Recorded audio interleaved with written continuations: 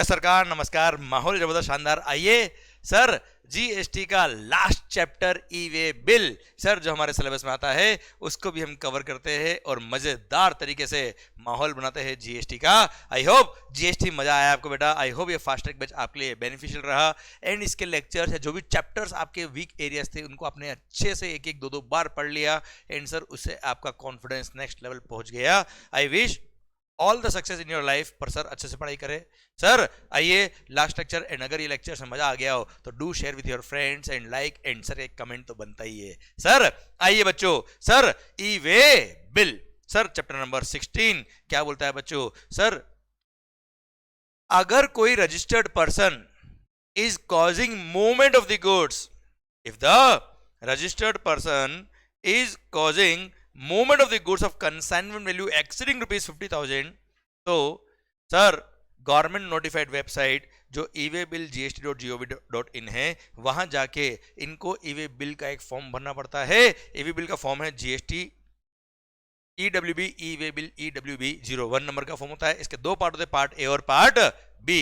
Sir ध्यान देना, before commencement of the movement of the goods e-way bill generate करना पड़ता है। अब साहब ये क्या बोलता है, ध्यान देना बेटा, कि अगर 50,000 से ऊपर की वैल्यू का, बहुत ही इंपॉर्टेंट पॉइंट है बच्चा, ध्यान से सुनना। अगर आपने ईवी बिल ध्यान से सुनना तो बहुत अच्छे से आपको यह फिट हो जाएगा। सर ध्यान देना बेटा, सर कनेक्ट करके बताता हूं मैं।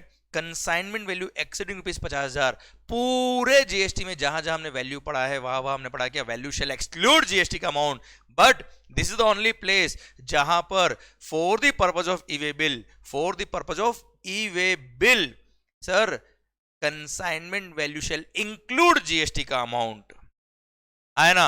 मतलब एक्सीडिंग 50,000 देखना है तो अगर कभी क्वेश्चन आता है कि 48,000 is the value of goods sir excluding GST, तो सर इसमें जीएसटी पहले ऐड करना और उसके बाद देखना कि सर क्या ये वैल्यू 50,000 क्रॉस कर रहा है। अगर एक्सीडिंग 50,000 है तो यस ईवी बिल जनरेट करना पड़ेगा, but it shall exclude value of exam supplies. अगर मान लो किसी बिल में टैक्सेबल सप्लाईज भी और एग्जाम सप्लाईज भी, तो एग्जाम गुड्स की वैल्यू को हटा के टैक्सेबल गुड्स और उस पे जो जीएसटी बनता है वो ऐड करके देखना एक्सीडिंग 50,000 है क्या। अगर है तो ईवी बिल जनरेट करना पड़ेगा। क्लियर? अब सर ध्यान देना बेटा, दो एक्सेप्शनल केस ऐसे है जहां पर 50,000 से कम का वैल्यू है, 50,000 या उससे कम का वैल्यू, तो भी ईवी बिल जनरेट करना पड़ता है। फर्स्ट केस, अगर हैंडीक्राफ्ट गुड्स, ऐसे लोग इंटर स्टेट सप्लाई कर रहे हैं who have been exempted from obtaining registration, हमने पढ़ा है क्या, नोटिफाइड हैंडीक्राफ्ट गुड्स अगर आप इंटर स्टेट सप्लाई करते हो तो भी आपको रजिस्ट्रेशन की जरूरत नहीं होती। कंडीशन क्या थी, पैन नंबर होना चाहिए प्लस ईवी बिल इश्यू करना पड़ेगा, है ना। हमने रजिस्ट्रेशन चैप्टर में पढ़ा था बेटा, तो यहां पे बोल दिया क्या, irrespective of value EV bill generate करना पड़ेगा अगर आप एग्जम्प्टेड पर्सन हो from registration and notified handicraft goods supply करते हो इंटर स्टेट। तो सेकंड, सर अगर प्रिंसिपल जॉब वर्कर के यहाँ गुड्स भेजता है इंटर स्टेट तो ईवी बिल जनरेट करने की जरूरत नहीं, पर वो सेकंड एक्सेप्शन आपके सिलेबस में आता नहीं, इसलिए पढ़ने की जरूरत नहीं है ना। हैंडीक्राफ्ट गुड्स कौन से बेटा, handicraft goods are the goods specified by the government which exempt the casual taxable person making interstate supplies of such handicraft goods from obtaining registration up to specified turnover limit, जो 20 लाख या 10 लाख रुपए है बेटा, हाँ है ना भाई। तो ऐसे केस में ऐसे एग्जेम्प्टेड लोगों को ईवी बिल इशू करना कंपलसरी है अगर वो इंटरस्टेट हैंडीक्राफ्ट गुड्स को सप्लाई करते हैं तो। क्लियर? डन। अब सर मेरी बात समझने की कोशिश करना, सर ईवी बिल कब जनरेट करना पड़ता है, वापस से बोल रहा हूं बेटा मैं, अगर registered person is causing movement of the goods. अगर अनरजिस्टर्ड पर्सन गुड्स का मूवमेंट करा रहा तो ईवी बिल जनरेट करने की जरूरत नहीं है। जैसे मैं शोरूम वाला हूं, मैं दुकान वाला हूं, आप एंड कंज्यूमर हो, आप जीएसटी में रजिस्टर्ड नहीं हो, आप मेरी दुकान पे आए, मेरे शोरूम पे आए, आपने 1 लाख की कोई गुड्स खरीदी बेटा प्लस जीएसटी। अब मैंने तो अपनी दुकान पे ही माल बेच दिया, अब आप खुद ले जा रहे हो, तो यहां पे क्या हो रहा है, registered person is not causing movement of the goods, unregistered person is causing movement of the goods, e-way bill generate करने की जरूरत नहीं है। सेकेंड थिंग, अगर यही गुड्स में आपके शोरूम, आपकी दुकान पे, आपके घर पे, आपका जो एड्रेस है वहां में मूवमेंट करके डिलीवर कर रहा होता तो sir registered person is causing movement of the goods. अगर कंसर्न वैल्यू एक्सीडिंग 50,000 है तो ईवी बिल जनरेट करना पड़ेगा। क्लियर? डन। सर अब वो मूवमेंट क्यों करा रहा है, इन रिलेशन टू सप्लाई है, अदर देन सप्लाई, जैसे जॉब वर्कर के भेजा है, जैसे आपने रिपेयरिंग के लिए कोई गुड्स भेजा है, किसी भी पर्पस के लिए मूवमेंट हुआ तो ईवी बिल जनरेट करना है अगर कंसर्न वैल्यू एक्सीडिंग 50,000 है तो बेटा। प्लस अनरजिस्टर्ड पर्सन से अगर परचेज किया है due to inward supply from unregistered person, ध्यान रखना अनरजिस्टर्ड पर्सन से अगर रजिस्टर्ड पर्सन परचेज करता है तो भले ही मूवमेंट सप्लायर कराए, भले ही मूवमेंट रेसिपिएंट कराए, हमेशा माना जाता है कि रेसिपिएंट जो रजिस्टर्ड पर्सन है वही मूवमेंट करा रहा है, और अगर कंसाइनमेंट वैल्यू एक्सीडिंग 50,000 है तो ईवी बिल इश्यू करना पड़ेगा। क्लियर? अब इन केसेस में जहां पे ईवी बिल इश्यू करने की रिक्वायरमेंट होती है वहां पर खाली पहली बात तो exceeding 50,000, registered person is causing movement of the goods, ठीक है, invert supply from unregistered person है, या सप्लाई कराए या किसी भी पर्पस के लिए मूवमेंट कराए, अगर कंसाइनमेंट वैल्यू इज एक्सीडिंग ₹50,000 तो ईवी बिल जनरेट करना पड़ेगा। ईवी बिल का part A, sir part A of form number GST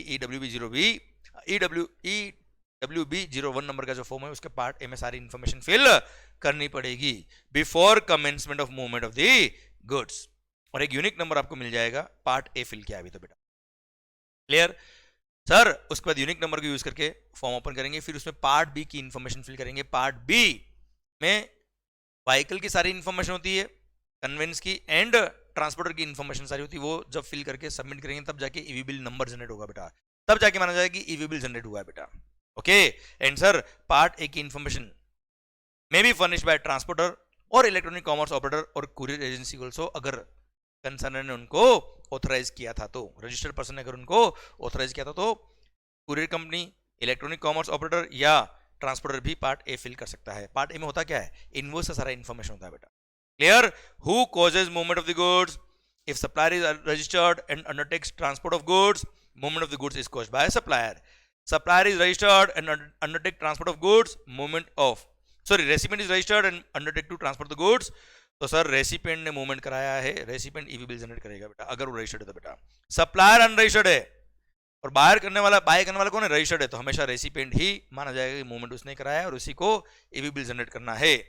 okay मालिक, कौन है लोग जिनको ईवी बिल जनरेट करना पड़ता है? आई होप मैंने बता दिया आपको बेटा। सर आइए बच्चों, अब sir bill to ship to model अगर होता है कि मैंने बिलिंग आपको करी पर शिपिंग कहीं और करी, वहां पे ईवी बिल सिंगल ही जनरेट करना पड़ता है क्योंकि मूवमेंट एक बार ही हो रहा है बेटा। इनफैक्ट ईवी बिल के पोर्टल पे जाएंगे तो वहां पे भी बिल टू शिप टू वाला मॉडल का एक ऑप्शन आएगा, उसको सेलेक्ट करेंगे, उसमें जो इन्फॉर्मेशन फिल करेंगे आप ईवी बिल जनरेट कर देना बेटा। 2 ईवी बिल की जरूरत नहीं है, only 1 e-way bill is required to be generated. Now information in part A and part B of e-way bill. Part A, sir bill की सारी इंफॉर्मेशन होती है कुल मिला, डिलीवरी चालान के थ्रू गुड्स भेजा तो डिलीवरी चालान की इंफॉर्मेशन होगी बेटा। Sir comprising of details of GST of the supplier and recipient, place of dispatch and delivery indicating pin code also, document tax invoice है, बिल ऑफ सप्लाई है, delivery challan है, ये bill of entry, import of goods के case में bill of entry होती है बेटा। Sir उनका number, document number, date, value of goods, HSN code, reasons for transportation, किस वजह से ट्रांसपोर्ट कर रहे हो एटसेट्रा, ये सारी इंफॉर्मेशन होती है पार्ट ए में। पार्ट बी में होती है क्या? ट्रांसपोर्ट की डिटेल, कि ट्रांसपोर्टर का डॉक्यूमेंट नंबर, जैसे ट्रक से गया तो goods receipt number GR number, railway से गया तो रेलवे रिसीट नंबर, एयर से गया तो बाय एयर गया तो एयरवे बिल नंबर, और सर बाय वेसल गया है, शिप से गया तो bill of landing number, document number होता गया, plus vehicle number in case of transport of goods by road, road से गया तो व्हीकल नंबर भी डालना पड़ता है बेटा। To be furnished by person who is generating part A और the person who is transporting the goods, मतलब जिसने पार्ट ए जनरेट किया वो या जो ट्रांसपोर्टर है वो, ये पार्ट बी फिल कर सकता है, कोई और फिल नहीं कर सकता बेटा। ओके, अब पार्ट बी जैसे ही फिल किया, सबमिट किया, तब ईवी बिल नंबर जनरेट हो गया। सर बिना पार्ट बी के ये मानेंगे ईवी बिल है ही नहीं बेटा। Now who is mandatorily required to generate EV bill? Sir हमने बात ऑलरेडी कर ली बेटा ये वाली, where the goods are transported by registered person whether as a consignor और the recipient is the consignee, कोई फर्क नहीं पड़ता है, खुद का ट्रक हो, हायर ट्रक हो, कार में ले जा रहे हो, किस में ले रहे हो, व्हीकल में ले रहे हो बेटा। Before commencement of movement of goods, जो मूवमेंट करा रहा रजिस्टर्ड पर्सन अगर है तो ईवी बिल जनरेट करना है। Sir second, where e-way bill is not generated by the registered person and goods are handed over to the transporter for the transportation of their goods to by road, तो sir by road अगर transport हो रहा है और transporter को आपने goods दिया, EV bill generate नहीं हो तो ये ट्रांसपोर्टर की जिम्मेदारी है कि वो ईवी बिल जनरेट करे, आए ना, वरना अगर मूवमेंट किया बिना ईवी बिल के तो ट्रांसपोर्टर भी जिम्मेदार है पेनल्टी के लिए बेटा। आगे पढ़ेंगे सर, अच्छा पेनल्टी के प्रोविजन हम फाइनल लेवल पढ़ेंगे सर। तो transporter is suppose to fill the information of e-way bill, ये सारे फॉर्म में जो भी इंफॉर्मेशन है वो सारी फिल करनी पड़ेगी और ईवी बिल जनरेट करना पड़ेगा sir. Then where the goods are transported by railways or by air or by vessel, ध्यान देना बेटा, रेलवे, वेसल या बाय एयर गुड्स आता है तो उसमें पार्ट ए आपने फिल कर दिया, ठीक है, even without furnishing part B e-way bill generate नहीं हुआ है तो भी कमेंसमेंट ऑफ द गुड्स हो सकता है, और after commencement of the movement of the goods e-way bill generate कर सकते हो, कोई दिक्कत वाली बात नहीं है अगर transport is by railway, vessel या एयर, क्योंकि वहां पे व्हीकल नंबर आपके पास ये कन्वेंस नंबर नहीं होते before commencement movement of the goods. Movement शुरू होने से पहले इनके सर गाड़ी नंबर नहीं होते बेटा, कन्वेंस नंबर नहीं होता, इसलिए सर ट्रांसपोर्टर का इंफॉर्मेशन नहीं पता होता आपको बेटा, इसलिए सर इस केस में even after commencement of the movement of the goods भी ईवी बिल जनरेट कर सकते हो अगर transport is by railway, by air or by vessel. पर रेलवे के लिए बोल दिया क्या, railway shall not deliver the goods, railway shall not deliver the goods until e-way bill has been produced to the railway authority who will give the delivery of the goods, है ना। Bye railway गया है तो there is no requirement to carry e-way bill along with the goods, but railway has to carry invoice or delivery challan or bill of supply along with the goods. Further, railways shall not deliver the goods unless EV bill required under these rules is produced at the time of delivery. जब goods लेने जाओगे तब railway को EV bill generate करा हुआ दिखाना होगा आपने, तो ही वो गुड्स देंगे, वरना आपको गुड्स नहीं देंगे बेटा। ओके अच्छा, अगर कंसाइन वैल्यू लेस देन या अप टू 50,000 है, ईवी बिल जनरेट करने की जरूरत नहीं है, फिर भी आप जनरेट करो, कोई दिक्कत वाली बात नहीं है, कोई रिक्वायरमेंट नहीं है, आप जनरेट करो, आपका चॉइस है बेटा वो। Where movement is caused by unregistered person either in his own conveyance or a hired one or through a transporter, तो वैसे ईवी बिल की जरूरत नहीं, क्योंकि अनरजिस्टर्ड पर्सन अगर मूवमेंट कॉज कर रहा तो ईवी बिल की जरूरत नहीं होती, पर एट देयर ऑप्शन वो चाहे तो जनरेट करे, हमें क्या दिक्कत है यार, we don't have any issues. Okay now when is it not mandatory to furnish the details of conveyance in part B. देखो मैंने आपको बताया अभी क्या, अगर आपने पार्ट बी फिल नहीं किया तो मानेंगे आपने ईवी बिल जनरेट नहीं किया, क्लियर। तो सर ध्यान देना बेटा, बिना पार्ट बी के मानेंगे ईवी बिल है ही नहीं, और ईवी बिल नहीं है मतलब मामला गड़बड़ है सर, इसलिए पार्ट बी फिल करना कंपलसरी। पर दो केस में अगर आपने पार्ट ए फिल किया तो भी काम चल जाएगा, पार्ट बी की जरूरत नहीं है। वो दो केस कौन कौन से है, फर्स्ट अगर कंसाइनर के प्लेस से आप ट्रांसपोर्टर के यहां गुड्स ले आ रहे हो और ट्रांसपोर्टर फिर गुड्स को दूसरे कन्वेंस में शिफ्ट करके फिर मूवमेंट ऑफ द गुड्स करेगा, तो सर अगर मेरे कंसाइनर के प्लेस से ट्रांसपोर्टर का place is up to 50 kilometre within the same state, जहां से वो गुड्स को दूसरे व्हीकल में शिफ्ट करके फर्दर ट्रांसपोर्ट करेगा for the place of consignee, तो ऐसे केस में कंसाइनर के यहां से ट्रांसपोर्टर के यहां जा रहा है within the same state, with in 50 kilometre अगर है तो ईवी बिल की पार्ट बी में इंफॉर्मेशन फिल नहीं करोगे, चल जाएगा बेटा। सेकेंड, अब मान लो मैंने गुड्स बेंगलोर भेजा, पर बेंगलोर में ट्रांसपोर्टर ने अपने प्लेस पे तो गुड्स ले गया, पर कंसाइनी का प्लेस इतने रिमोट एरिया में कि साहब वहां पे इतना बड़ा ट्रक नहीं जाएगा, छोटे छोटे लोडिंग व्हीकल से गुड्स लेना पड़ेगा, तो ट्रांसपोर्टर के प्लेस से कहां से बेटा, कहां से बेटा, ट्रांसपोर्टर के प्लेस से कंसाइनी के प्लेस तक गुड्स अगर ले जाना है इन डिफरेंट व्हीकल, और वहां पर अगर आपने पार्ट बी फिल नहीं किया चल जाएगा। अगर ट्रांसपोर्टर के यहां से कंसाइनी के यहां गुड्स ले जाना है विद इन 50 किलोमीटर अगर है, within the same state है, तो ईवी बिल के पार्ट बी को फिल करने की जरूरत नहीं है। क्लियर, डन, समझे सर। अब जैसे ही ईवी बिल जनरेट करोगे तो सर आपको एक ईवी बिल नंबर मिल जाएगा, और e-way bill number will be made available to the supplier, recipient and the transporter on the common portal. फिर अब सर क्या होता है, अगर आपको कोई गुड्स एक कन्वेंस से दूसरे कन्वेंस पे शिफ्ट करना है बेटा, देखो बेटा आप n number of time goods को शिफ्ट कर सकते हो from one conveyance to another conveyance, कोई तकलीफ नहीं है। पर मालिक होता है क्या है, जब ऑफिसर ने गाड़ी व्हीकल को चेक किया, आपके ईवी बिल के पार्ट बी में गाड़ी नंबर होता है बेटा, कन्वेंस नंबर होता है, अगर उसमें आपने गाड़ी नंबर कुछ और लिख रखा है और गुड्स अभी है किसी और व्हीकल में, तो इसका मतलब तो फ्रॉड कर रहे हो ना आप यार। सर अच्छा हो सकता है रास्ते में गाड़ी खराब हो गई, आपने गाड़ी शिफ्ट करी, तो गाड़ी शिफ्ट करने से पहले ईवी बिल के पार्ट बी को अपडेट करना पड़ता है, इसलिए जब गाड़ी वेरीफाई करेगा ऑफिसर, तो जो गाड़ी में गुड्स मिला है वही व्हीकल नंबर लिखा होना चाहिए ईवी बिल के पार्ट बी में। इसलिए you can shift the goods, you can transfer the goods from one conveyance to another conveyance, पर ईवी बिल के पार्ट बी को अपडेट करना पड़ेगा before shifting the goods. Before shifting the goods e-way bill के part B को furnish करना पड़ेगा, part B को अपडेट करना पड़ेगा। और पार्ट बी को अपडेट कौन कर सकता है, जिसने पार्ट ए बनाया था वो, या ट्रांसपोर्टर। जिसने पार्ट ए में ईवी बिल के पार्ट ए में इंफॉर्मेशन फर्निश करी थी वो या ट्रांसपोर्टर, दोनों में से एक पर्सन क्या कर सकता है, ईवी बिल के पार्ट बी को अपडेट कर सकता है। और सर ऐसे केस में अपडेट कर दिया, फिर आप गुड्स को शिफ्ट करिए, हमें कोई दिक्कत नहीं है। क्लियर। पर अगर सर आपको where the goods are transported for a distance up to 50 kilometre within the same state, तो आपने अगर पार्ट भी अपडेट नहीं किया तो भी चल जाएगा, क्योंकि सर ऐसे केस में ट्रांसपोर्टर अपने प्लेस से कंसाइनी के प्लेस पे अगर गुड्स ले आ रहा है तो पार्ट भी अपडेट नहीं करेगा तो भी चल जाएगा, जो मेरा एग्जांपल बेंगलोर वाला था बेटा। हाँ ना भाई। चलिए अब बताए क्या, assigning the EV bill number two another transporter.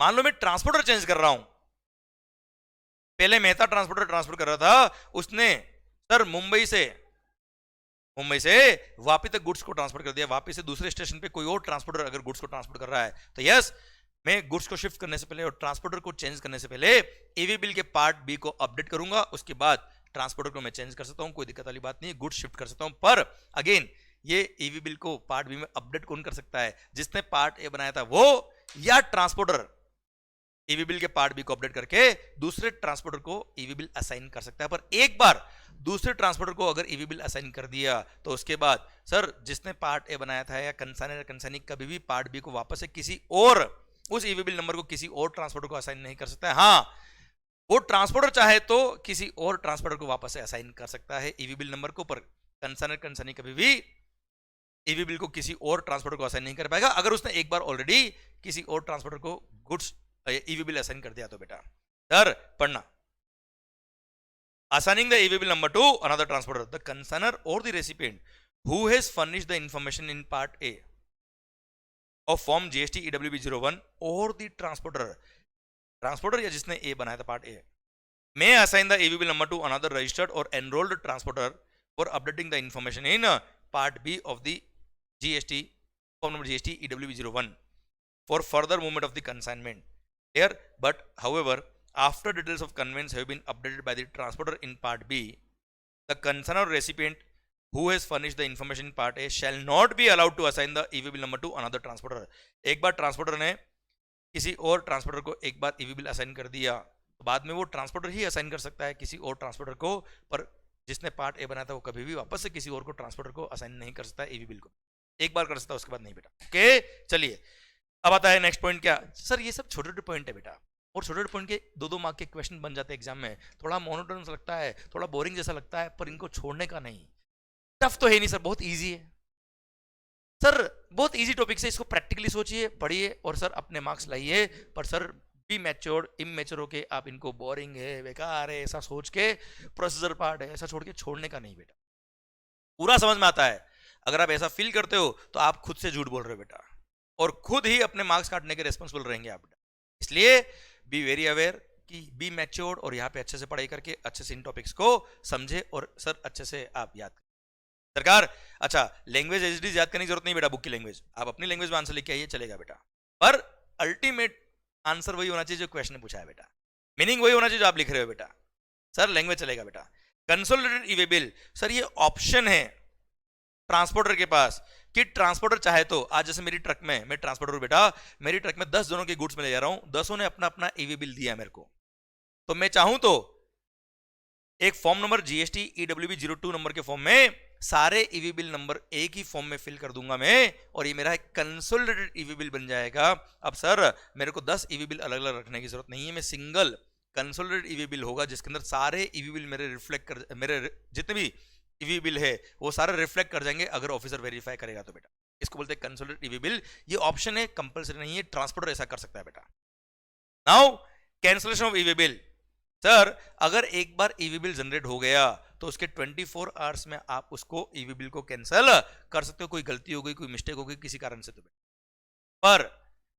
पर सर ईवी बिल कैंसिल नहीं हो पाएगा अगर या तो goods have been verified, goods have been verified during transit, sir या फिर गुड्स डिलीवर हो गया, है ना भाई, तो ऐसे केस में ईवी बिल कैंसिल नहीं हो पाएगा। वापस पढ़ना बेटा, where an EV bill has been generated under this rule but goods are either not transported or are not transported as per details furnished in the EV bill, या तो transport नहीं हुए भाई, ईवी बिल जनरेट किया फिर transporter से झगड़ा हो गया बेटा, ट्रांसपोर्ट नहीं करा आपने, ईवी बिल कैंसिल कर दो बेटा, या ट्रांसपोर्ट तो क्या पर कुछ गलत इंफॉर्मेशन आपने फिल कर दी, रेक्टिफाई करना है, ईवी बिल को कैंसिल करो, क्योंकि ईवी बिल कभी भी रेक्टिफाई नहीं होता है, कैंसिल करके नया जनरेट हो जाएगा बेटा।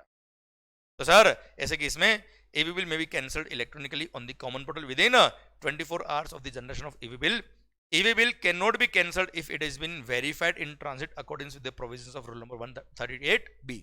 ऑफिसर ने वेरीफाई कर दिया गाड़ी रोक के, सर उसके बाद ईवी बिल कैंसिल कभी नहीं हो सकता बेटा, है ना भाई? यस सर, मैंने तो बोला था ना गुड्स डिलीवर हो गया फिर ईवी बिल कैंसिल नहीं होता, ये नहीं बेटा। केवल अगर ऑफिसर ने वेरीफाई कर दिया तो EV bill can not be cancelled, वरना और किसी भी केस में ईवी बिल कैंसिल हो सकता है within 24 hours of its generation. आइए बच्चों, sir now validity period of e-way bill या कंसोलिडेटेड ईवी बिल बेटा। ओके मालिक, सर अगर सर ईवी बिल आपने जनरेट किया है, वो जो ट्रांसपोर्ट कर रहे हो वो distance is up to 200 kilometres, तो ईवी बिल की वैलिडिटी 1 डे रहती है बेटा, and for subsequent 200 kilometres or part thereof 1 additional day, है ना भाई? पर अगर ओवर डायमेंशनल कार्गो है तो ईवी बिल की वैलिडिटी फॉर 20 किलोमीटर्स 1 डे रहती है, for another 20 kilometres or part thereof 1 additional day in case of over dimensional cargo.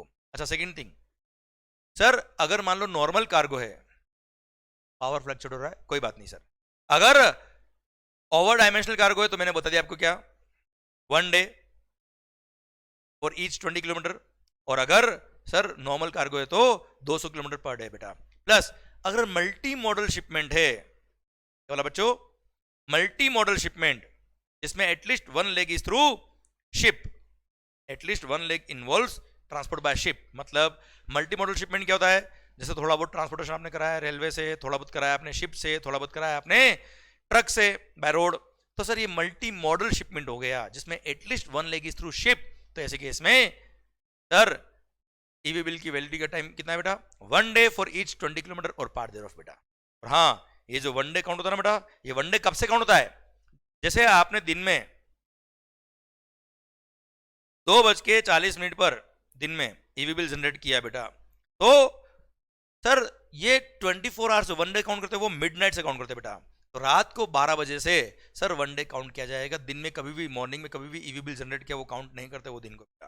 Okay, now commission चाहे तो ईवी बिल की वैलिडिटी को क्या कर सकते हैं? एक्सटेंड कर सकते हैं इन case of certain categories of goods. और सर इन केस अगर कोई एक्सेप्शनल सर्कमस्टेंसेस हो गए, जैसे नेचुरल कैलेमिटी हो गया, लॉ एंड ऑर्डर हो गया, स्ट्राइक हो गया, रोड एक्सीडेंट हो गया, कुछ भी हो गया, तो ट्रांसपोर्टर चाहे तो ईवी बिल की वैलिडिटी को और भी एक्सटेंड कर सकता है। बट जब ईवी बिल की वैलिडिटी एक्सपायर हुई उसके 8 घंटे के अंदर अंदर, with in 8 hours from the time of its expiry, EV bill की वैलिडिटी को एक्सटेंड कर सकता है। उसके बाद वो ईवी बिल की वैलिडिटी को एक्सटेंड नहीं कर पाएगा। कौन? ट्रांसपोर्टर, इन एक्सेप्शनल सर्कमस्टेंसेस। ओके मालिक, चलिए now acceptance of e-way bill. ध्यान दीजिएगा बेटा कि अगर ईवी बिल जनरेट हुआ है, क्या जनरेट हुआ सर? E-way bill. तो सर जैसे या तो कंसर्न ने जनरेट किया होगा या कंसर्न ने जनरेट किया होगा बेटा, तो अदर पार्टी को इंफॉर्मेशन जाएगी ऑन द कॉमन पोर्टल कि आपके लिए ईवी बिल जनरेट हुआ है। तो उस अदर पार्टी को उस ईवी बिल को एक्सेप्ट या रिजेक्ट करने का टाइम कितना है? 72 आवर्स। जब से ईवी बिल जनरेट हुआ उसके 72 आवर्स में या तो उसको एक्सेप्ट कर ले या रिजेक्ट कर ले। 72 आवर्स और before delivery of the goods, whichever is earlier। 72 hours और before delivery of the goods, whichever is earlier, उसको एक्सेप्ट या रिजेक्ट कर दे। अगर कुछ भी नहीं किया तो बाय डिफॉल्ट ये मान लेंगे कि ईवी बिल को उसने एक्सेप्ट कर लिया है। हाँ है ना भाई, समझे मेरी बात? डन। अब सर आता है नेक्स्ट पॉइंट, क्या कि सर अगर आपने ईवी बिल जनरेट किया है, जैसे कश्मीर से कन्याकुमारी गुड्स जा रहा है, कैसे जा रहा मालिक? कश्मीर टू कन्याकुमारी। तो ऐसे केस में क्या वो गुड्स जब मल्टीपल स्टेट्स क्रॉस करेगा तो क्या हर स्टेट के लिए नया ईवी बिल है? नहीं। EV bill generated in one state is valid in every state और यूनियन टेरिटरी। अलग अलग जनरेट करने की जरूरत नहीं है। ओके बच्चा, सर अब बता दी क्या सर पॉइंट्स टू रिमेंबर बेटा, हम इधर ही रहेगा हमेशा। अब देखते हैं sir, e-way bill is not valid for movement of goods without vehicle number on it. Vehicle number नहीं मतलब ईवी बिल नहीं बेटा, कोई मतलब ही नहीं सर। Once e-way bill is generated it can not be edited, अभी आपको बताया मैंने, However, it can be cancelled within 24 hours of generation, पर edit नहीं हो सकता बेटा. Now, EV bill may be updated with vehicle number any number of time. आप जितनी बार vehicle update करोगे उतनी बार EV bill को update कर देना, कोई time limit नहीं, कोई number of vehicles का limitation नहीं है. पर latest vehicle number should be available on EV bill. Sir अगर आपने व्हीकल चेंज किया तो ईवी बिल को पहले अपडेट करना पड़ेगा, फिर व्हीकल चेंज करिएगा. And should match with the vehicle carrying it in case it is checked by the department. अगर मान लो व्हीकल चेंज मिला और ईवी बिल अपडेट नहीं मिला तो मानेंगे फ्रॉड किया आपने बेटा. के चलिए sir, very very very good point sir. Situations where e-way bill is not required to be generated, ये वो केसेस है जहां ईवी बिल नहीं चाहिए. जलवा है हमारा यहाँ. हाँ जी हाँ, इनका जलवा है. किन किन का जलवा है साहब, हम भी जलवा देख ले आज सरकार. First point, where the goods being transported are specified in annexure given at the end of this sub rule. देखिए सर, जो गुड्स अनेक्सर में लिस्टेड है उनके लिए ईवी बिल की जरूरत नहीं है. First, LPG gas for supply to household and non domestic exempted category customers. बेटा जो घर पे गैस सिलेंडर आता है ना बेटा, उनके लिए. अच्छा, अब गैस सिलेंडर में गैस भरी हुई है तो आपने गैस ट्रांसपोर्ट किया है मानते बेटा, पर खाली एम्प्टी सिलेंडर तो ये यहाँ पे मिसिंग था, इसलिए यहाँ पे एक पॉइंट ऐड किया बेटा. Where empty cylinders for packing of LPG gas are being moved for reasons other than supply.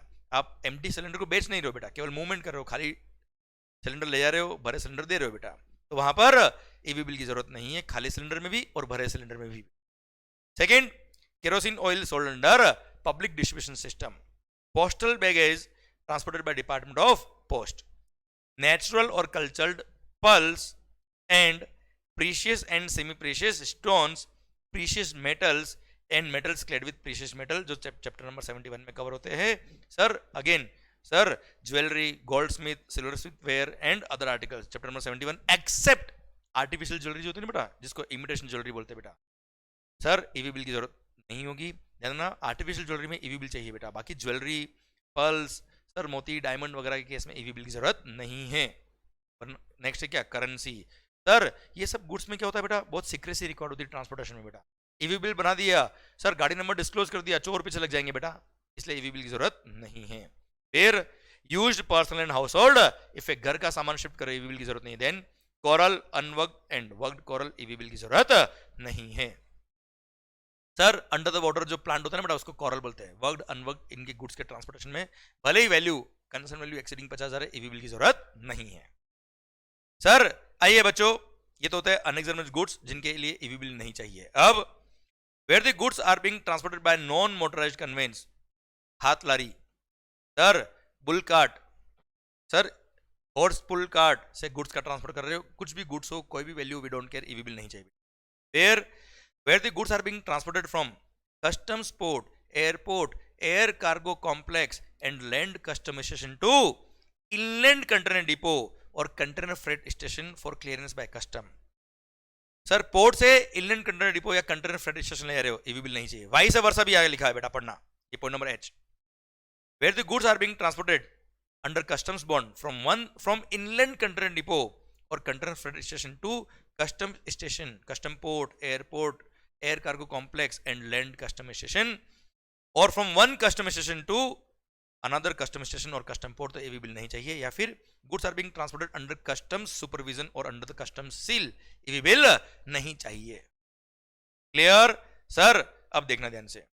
अब सर हर स्टेट में जो एसजीएसटी रूल्स बने हुए हैं, हर स्टेट गवर्नमेंट को यहां पावर दिया कि हर स्टेट गवर्नमेंट अपने अपने स्टेट के लिए विद इन द स्टेट अगर intra state movement of the goods हो रहा है तो उसके लिए कुछ एग्जिबिशन अलग से दे सकती है. और अगर उन्होंने अपने स्टेट के लिए कुछ एग्जिबिशन दिया तो वो सीजीएसटी रूल्स में भी एप्लीकेबल रहेगा, ऐसा यहां लिखा है बेटा. जैसे कुछ स्टेट में 1 लाख की लिमिट रखी है बेटा, तो उस स्टेट में 1 लाख तक अगर मूवमेंट ऑफ द गुड्स करे तो ईवी बिल नहीं चाहिए बेटा. पर वो आपको याद करने की जरूरत नहीं कि कौन से स्टेट ने क्या किया है. Okay sir. E where the goods other than de oiled cake are being transported are exempted goods. Sir exempt goods है, वैल्यू कुछ भी ईवी बिल की जरूरत नहीं बेटा. पर डी ऑयल्ड केक के केस में हमेशा ईवी बिल चाहिए, ध्यान रखना बेटा. Okay sir. फिर अरे घूम लो और झूम लो, पेट्रोल डीजल और alcohol liquor for human consumption, इन पे जीएसटी लेवी नहीं होता है sir. There is no point of any e-way bill बेटा. फिर अगर कोई ट्रांजेक्शन शेड्यूल 3 में कवर होता है बेटा, इधर supply of goods not supply of service, GST लगता ही नहीं है यार। जब जीएसटी लगता ही नहीं है तो ईवी बिल की बात भी नहीं आती है कि सर। फिर point number I, where the goods being transported are transit cargo from or to Nepal or Bhutan, EV bill नहीं चाहिए।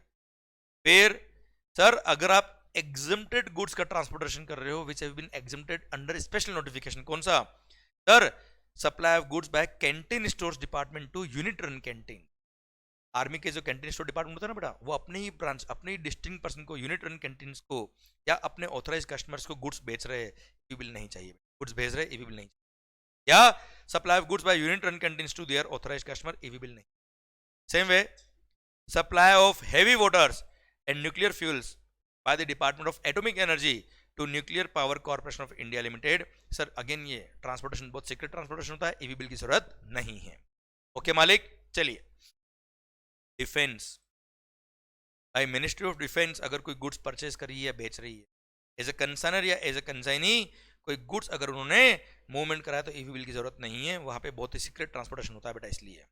फिर where the central government, where the consigner of the goods is central government, state government या local authority for transport of goods by railway, तो again e-way bill की जरूरत नहीं है। अगर रेलवे से as a consigner government goods transport करी तो ईवी बिल नहीं चाहिए बेटा। Empty cargo containers are being transported, e-way bill नहीं चाहिए बेटा। खाली ट्रक भेज रहे हो, खाली truck is not movement of goods, e-way bill की जरूरत नहीं है। क्लियर, कोई बात नहीं, कोई बात। एंड सर लास्ट पॉइंट है क्या, सर क्या हो रहा है, वे ब्रिज। सर मैंने ट्रक में माल लोड कर दिया है बेटा, फिर क्या होता है, ट्रक वे ब्रिज होता है ना बेटा, धर्म काटा, जिसपे ट्रक का ही वजन हो जाता है बेटा।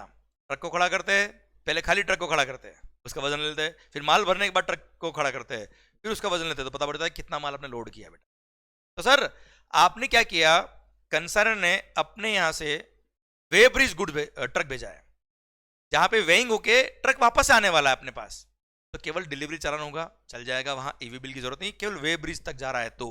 और वो ब्रिज भी 20 किलोमीटर के अंदर अंदर होना चाहिए बेटा, आया ना भाई, तो ईवी बिल का जरूरत नहीं है। अदरवाइज ईवी बिल चाहिए हमेशा मूवमेंट ऑफ द गुड्स। ठीक है, done.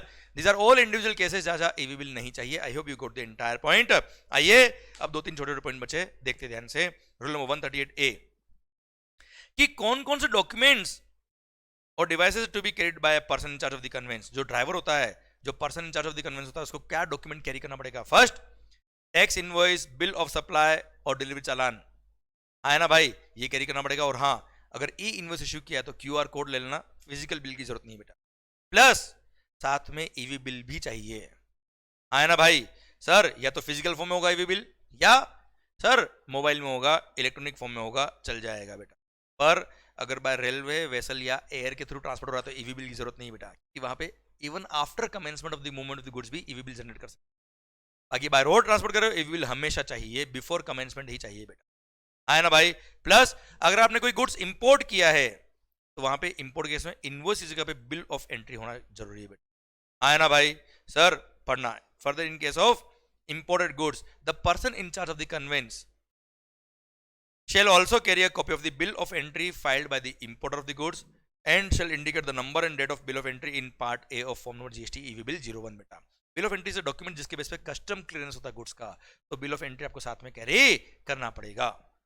Clear, in case of transport of goods अगर आपने इंपोर्ट किया है तो बेटा। अब आता है क्या 138B, ये तो हो गया कौन कौन से डॉक्यूमेंट रखने बेटा, कुछ नहीं, tax invoice plus EV bill. Tax invoice नहीं है, बिल ऑफ सप्लाई है या डिलीवरी चालान है, या इंपोर्ट केस में बिल ऑफ एंट्री, साथ में ईवी बिल बेटा। और रेलवे, एयर और वेसल केस में ईवी बिल की जरूरत नहीं है, क्योंकि वहां पे मूवमेंट के बाद भी ईवी बिल जनरेट हो जाता है। Clear, done. Sir 138B verification document in conveyance, भाई ऑफिसर वेरीफाई करेंगे, रास्ते में गाड़ी रोक के व्हीकल वेरीफाई कर सकता है, डॉक्यूमेंट वेरीफाई कर सकता है बेटा। द कमिश्नर और an officer empowered by him in this behalf may authorize the proper officer to intercept any conveyance to verify the EV bill in physical or electronic form for all interested in intrastate movement। वो officer को appoint कर देंगे, गाड़ी रोक के वो verify करते EV bill, आपको गाड़ी रोक के कोऑपरेट करना पड़ेगा, डॉक्यूमेंट्स, ईवी बिल और सारे गुड्स वगैरह वेरीफाई कराने पड़ेंगे उनको। 138C बोलता है क्या, अगर ऑफिसर ने गाड़ी वेरीफाई करी है तो verification report is required to be submitted within 24 hours. है ना।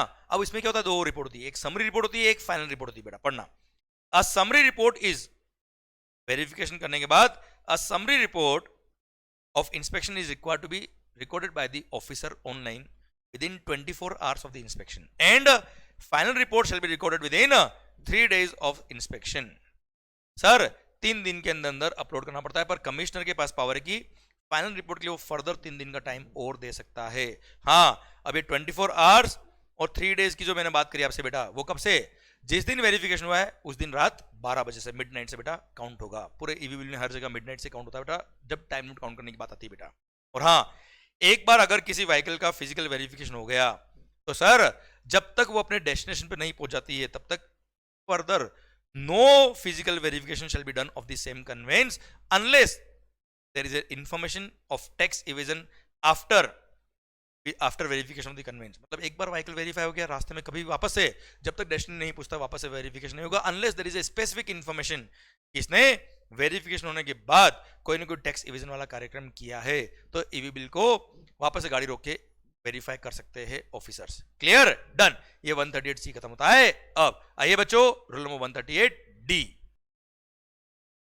138D बड़ा अच्छा कहता है, और कहता है क्या कि अगर किसी कन्वेंस को 30 मिनट से ज्यादा रोक दिया है, कितना, 30 मिनट से ज्यादा, तो वो ट्रांसपोर्टर चाहे तो उसकी इंफॉर्मेशन कॉमन पोर्टल पे अपलोड कर सकता है कि साहब मेरे व्हीकल को 30 मिनट ज्यादा रोका है, कि सर कल को अगर मैं सर टाइम पे अगर अपने डेस्टिनेशन नहीं पहुंच पाया, सर वो मेरा ईवी बिल का वैलिडिटी अगर एक्सपायर हो गया तो सर आप एक्सटेंड कर देना, है ना भाई। सर दैट्स इट, और कोई खास बात नहीं है सर। आइए, अच्छा एक्सप्लेनेशन बोलता है क्या, for the purpose of e-way bill rules the expression transported by railways, transportation of goods by railways, transport of goods by rail, movement of goods by rail does not include cases where leasing of parcel space by railways takes place। मान लो मैंने rail bogie का एक पूरा पूरा bogie, train का डब्बा book कर लिया मेरा ही परमानेंटली, इसमें मेरे ही गुड्स ट्रांसपोर्ट होंगे, तो उसको transport of goods bye railway नहीं कहेंगे, ये बोलेंगे कि नॉर्मल पर्सन ने उस गुड्स का ट्रांसपोर्टेशन किया है बेटा। आइए बच्चों, sir last rule, rule number 138E of e way bill, सरकार बड़ा ही सुंदर, और मुझे तो ये रूल बहुत बहुत वेरी वेरी वेरी गुड भी लगता है, and very very very practical life के लिए इंपॉर्टेंट भी लगता है। Blocking of e way bill generation facility क्या होता है बेटा, अगर किसी असेसन ने 2 कॉन्जिक्यूटिव टैक्स पीरियड के लिए रिटर्न फाइल नहीं की है, 2 कॉन्जिक्यूटिव टैक्स पीरियड के लिए रजिस्टर 1 फाइल नहीं किए, तो उसका जो आउटवर्ड सप्लाई है उसके लिए ईवी बिल जनरेट करना ब्लॉक कर देंगे बेटा। इससे क्या होगा कि अगर वो 50,000 से ऊपर की गुड्स का मूवमेंट करता है तो ईवी बिल जनरेट ही नहीं हो पाएगा। ईवी बिल जनरेट नहीं हो पाएगा मतलब मूवमेंट नहीं कर पाएगा, मूवमेंट ऑफ द गुड्स नहीं कर पाएगा मतलब माल बेच नहीं पाएगा, माल बेच नहीं पाएगा, धंधा बंद। तो उस पर एक प्रेशर आ जाएगा कि भाई अपने पेंडिंग रिटर्न फाइल कर, टैक्स पे कर, चल, आए ना। ये एक बड़ा सुंदर रूल डाल दिया गवर्नमेंट ने ताकि उसका बिजनेस का आउटवर्ड सप्लाई मूवमेंट ब्लॉक हो जाए। अच्छा, अगर मैंने मोर देन 2 रिटर्न फाइल नहीं किए, 2 कॉन्जिक्यूटिव रिटर्न फाइल नहीं किए, तो आप अगर मेरे को माल सप्लाई कर रहे हो, आप मुझे बेच रहे हो, तो आपका आउटवर्ड मूवमेंट है ना, मेरा तो इनवर्ड मूवमेंट हुआ बेटा, वो उस पर कोई ब्लॉकेज नहीं है, मेरा जो आउटवर्ड मूवमेंट है उस पर ब्लॉक किया है बेटा। ओके, पढ़ना, blocking of e-way bill generation facility, no person including consigner, consignee, transporter, ECO or courier agency shall be allowed to furnish information in part A of form number GST EWB01 मतलब EV bill in respect of any outward movement of the goods of a registered person। मेरा अगर outward movement है तो उसके लिए न तो मैं, न कंसाइनी, न ट्रांसपोर्टर, न ई कॉमर्स ऑपरेटर, न कुरियर एजेंसी, कोई भी पर्सन ईवी बिल का पार्ट ए जनरेट नहीं कर पाएगा अगर ऐसे रजिस्टर्ड पर्सन ने 2 कॉन्जिक्यूटिव क्वार्टर्स के लिए form number GST CMP 08 file नहीं किए तो, या फिर सर वो कंपोजिशन स्कीम वाला एसएससी नहीं था, वो रेगुलर एसएससी था और उसने 2 कॉन्जिक्यूटिव टैक्स पीरियड के लिए रिटर्न्स फाइल नहीं किए, या सर वो रेगुलर एसएससी था, उसने 2 कॉन्जिक्यूटिव टैक्स पीरियड के लिए GSTR 1 फाइल नहीं किए, या फिर जिसका रजिस्ट्रेशन क्या हो रखा था बेटा, सस्पेंड हो रखा था अंडर रूल नंबर 21A। तो सर ऐसे पर्सन के आउटवर्ड सप्लाईज के लिए, आउटवर्ड मूवमेंट के लिए सर ईवी बिल का जनरेशन ब्लॉक कर दिया है। अगर देखो, अगर कंपोजिशन स्कीम वाला है तो उसने 2 कॉन्जिक्यूटिव क्वार्टर के लिए GST CMP 08 फाइल नहीं की, रेगुलर एसएससी है 2 कॉन्जिक्यूटिव रिटर्न्स फाइल नहीं किए, 2 कॉन्जिक्यूटिव टैक्स पीरियड के लिए उसने जीएसटीआर 1 फाइल नहीं की है, या उसका रजिस्ट्रेशन क्या हो रखा है, सस्पेंड हो रखा है, तो ड्यूरिंग दिस पीरियड उसके आउटवर्ड सप्लाई के मूवमेंट, आउटवर्ड मूवमेंट के रेस्पेक्ट में कोई भी पर्सन ईवी बिल जनरेट नहीं कर पाएगा। हाँ, ज्यूरिसडिक्शनल कमिश्नर चाहे तो सर ऑन एन एप्लीकेशन, अगर एसएससी अप्लाई करता है, एप्लीकेशन देता है, साहब ये रीजन थे, और अगर सफिशिएंट रीजन लगे उस कमिश्नर को, तो ऐसे केस में चाहे तो वो इस ब्लॉकेज को हटा सकता है और ऐसे केस में ईवी बिल के जनरेशन को अलाउ कर सकता है। ऑल दो मैंने रिटर्न फाइल नहीं किया फिर भी बेटा, है ना भाई। एंड सर अगर मैंने अप्लाई किया है, वो चाहे तो रिजेक्ट भी कर सकता है मेरी एप्लीकेशन ऑफिसर मेरी एप्लीकेशन रिजेक्ट करेगा तो पहले मेरे को अपॉर्चुनिटी बीइंग हर्ड देगा, उसके बाद ही सर क्या करेगा, मेरी एप्लीकेशन रिजेक्ट करेगा, अदरवाइज एप्लीकेशन कभी भी रिजेक्ट नहीं करेगा। Clear, done. ये रूल नंबर 138 ई भी खत्म। सर अभी मैंने यहाँ पे इंपॉर्टेंट नोट की तरह आपके लिए लिखा है, जो मैंने अभी बोला बेटा कि इसमें आउटवर्ड सप्लाई जो कर रहे हो उसके लिए ईवी बिल को जनरेट करना ब्लॉक किया है। अगर ऐसे किसी पर्सन ने परचेज किया है, आप मेरे को बेच रहे हो, तो आपको ब्लॉक नहीं किया बेटा, आप तो ईवी बिल जनरेट कर सकते हो। मेरे इनवर्ट सप्लाईज, इनवर्ट मूवमेंट जो है मैं परचेज कर रहा हूं उसके लिए ब्लॉकेज नहीं है, आउटवर्ड सप्लाई को ब्लॉक किया। पढ़ना, blocking of EV bill generation facility means disabling a taxpayer from generating an EV bill. Blocking of GSTN for EV bill generation would only be for the defaulting supplier GSTN and not for the defaulting recipient or the transporter GSTN बेटा। मतलब sir मेरा जो outward movement है उसको block किया है, inward जैसे मैंने 2 रिटर्न फाइल नहीं किए हुए, मोर देन 2 रिटर्न फाइल नहीं किए बेटा, सरकार 2 या 2 से ज्यादा रिटर्न फाइल नहीं की है, आपसे मैं परचेज कर रहा हूं 1 लाख का माल, ईवी बिल जनरेट हो जाएगा, कोई तकलीफ नहीं सर। मैं बेच रहा हूं मोर देन 50,000 का माल, ईवी बिल जनरेट नहीं हो पाएगा, ठीक है। हाउएवर, अच्छा, suspended GSTN can not generate the EV bill as a supplier, okay, as a supplier EV bill generate नहीं होगा बेटा। However suspended GSTN can get the EV bill generated as recipient और as the transporter. As a recipient या as a transporter मेरे लिए कोई EV bill generate कर रहा है, हो सकता है, कोई दिक्कत नहीं है। मूवमेंट आउटवर्ड मूवमेंट मना किया बेटा, ठीक है, डन। सर लास्ट बात रूल नंबर 55 ए कहता है क्या, अगर किसी केस में ईवी बिल को एग्जम्प्ट किया हुआ है तो सर कोई बात नहीं, ईवी बिल मत, ट्रांसपोर्टेशन के साथ में ईवी बिल मत रखना, पर टैक्स इनवॉइस, डिलीवरी चालान या बिल ऑफ सप्लाई तो साथ में होना चाहिए बेटा आपके यार। ये लिखा है बेटा, the person in charge of the conveyance, जो ड्राइवर है, shall carry a copy of the tax invoice और bill of supply issued in accordance with provisions of rule number 46 और रूल नंबर 49। मतलब ये टैक्स इनवॉइस और sir bill of supply के rule दे रखे बेटा।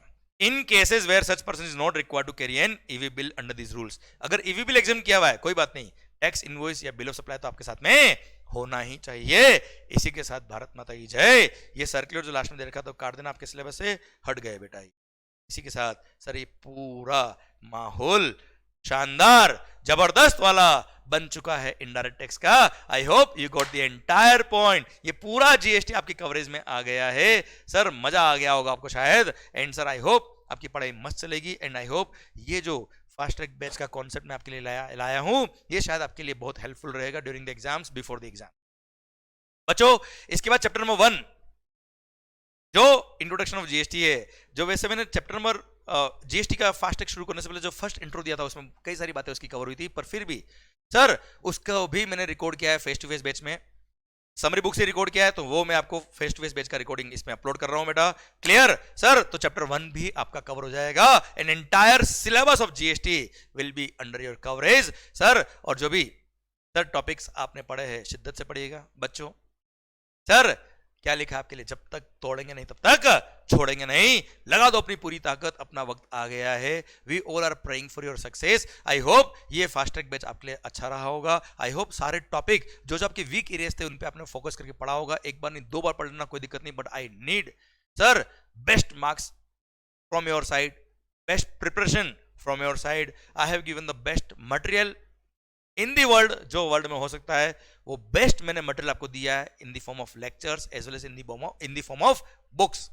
सर क्लियर, इससे बेस्ट बुक्स मेरे हिसाब से नहीं बन सकती। जो मेहनत मैंने इन बुक्स में करी हुई है सर, बहुत मैं जानता हूं कितनी मेहनत करी हुई है। आई होप आपको उसका फायदा मिलेगा।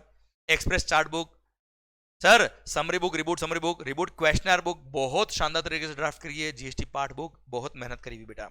आई hope you are enjoying the lectures. I hope आपकी पढ़ाई अच्छी चल रही है एंड आप अच्छे से पढ़ेंगे आगे भी। टेंशन मत लीजिए, एग्जाम जैसे जैसे करीब आते हैं थोड़ी टेंशन होती है नो डाउट, पर सर डर से आगे जीते बेटा। सर डर लगेगा, डर लगना भी चाहिए, पर सर डर को अपने आप पे इतना हावी मत होने देना कि आपकी प्रिपरेशन उससे अफेक्ट होने लगे। क्लियर? हौसला बनाए रखना, लड़ाई अभी बाकी है, जंग अभी बाकी है, पिक्चर भी बाकी।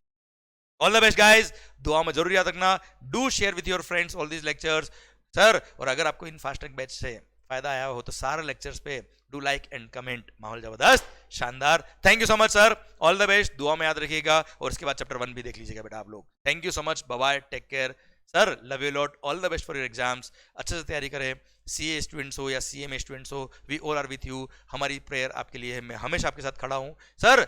जिंदगी के साथ भी जिंदगी के बाद भी, मतलब before the exams as well as after the exams also बेटा। Thank you so much, bye bye, take care, love you.